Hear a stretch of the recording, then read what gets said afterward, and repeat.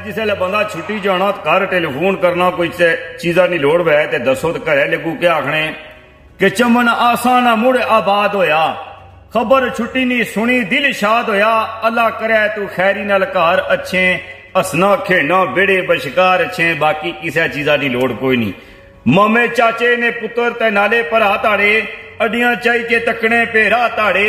कुछ घड़ियां मोबाइल भी किनी अच्छियां, थोन बोस्की ना अदर फ्लैट भी किनी अच्छियां, बाकी किसी चीजा की लोड़ कोई नहीं। बड़ी मासी भी तुकी याद करनी सी, एक जूसर मशीना नहीं फरियाद करनी सी। बेनानी वास्ते सोना जिहा सूट आने, ते मामे वास्ते इटली ने बूट आने, बाकी किसी चीजा की लोड़ कोई नहीं।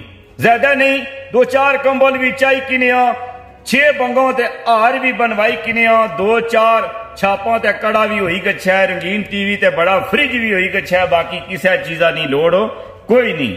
चीज चंगी ते नाले पायदार होवे, बेशक महंगी पैसे 2-4 होवे, बंदा सियाना जिहा कोई नाल रखिया, संगियों दोस्तों ने भी खूब ख्याल रखिया, बाकी किसी चीजा की लोड़ कोई नहीं।